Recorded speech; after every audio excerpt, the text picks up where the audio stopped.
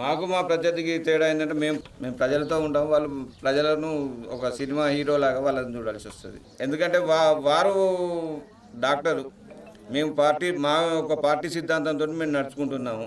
మా మా మీద విమర్శలు భూ కబ్జాకు మరి అది వారే నిరూపించాలి. నాగరాజు పేరు పైన మరి ఏం భూమి ఉన్నది, ఏ భూమి కబ్జా చేసిండ్రు, నాగరాజు ఏ భూమి కబ్జా చేస్తే వాళ్ళు ఎక్కడ చేసిండ్రు, ప్రూఫ్ తోటి చేస్తే దానికి సమాధానం ఇవ్వగలుగుతాం. ఎందుకు కానీ నాగరాజుకి ఓటేలంటే ఏం చెప్తారు అసలు? బీఆర్ఎస్ పార్టీని చూసేయాలి, మా పార్టీ సిద్ధాంతాన్ని చూసి మేము ప్రజల మధ్యన మేము తిరిగే విధానాన్ని మేము చేసే అభివృద్ధిని ప్రజల మధ్య మా పర్సనల్గా కూడా మా కుటుంబ పరంగా కూడా మేము ప్రతిరోజు వాళ్ళతో మమేకమై ఉంటున్నాం. కాబట్టి మమ్మల్ని గెలిపించడం వలన మీకు ఇబ్బంది ఉండదు, ఎక్కడికో పోయి ఎవరినో అడగాల్సిన అవసరం ఉండదు.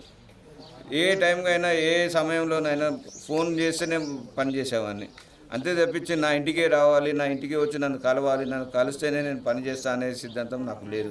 ఏ రోజైనా కూడా ఇక్కడ ప్రతి ఒక్క ఆడపడుచు దగ్గర నా ఫోన్ నెంబర్ ఉంటుంది. ఎందుకంటే చిన్న నల్ల రాకున్న, కుక్క చచ్చిపోయినా, పంది చచ్చిపోయినా, ఏదున్నా కూడా వాళ్ళు ఫోన్ చేసి అన్నకి ఇట్లా అంటే 1 గంట 2 గంటలలో వాళ్ళకి పని చేసి పెడతాం. కాబట్టి వాళ్ళు ఖచ్చితంగా నాకు ఓటేసి నన్ను గెలిపిస్తారు. నాకు ఆ నమ్మకం ఉన్నది, ప్రగాఢ విశ్వాసంతో ఉన్నాను.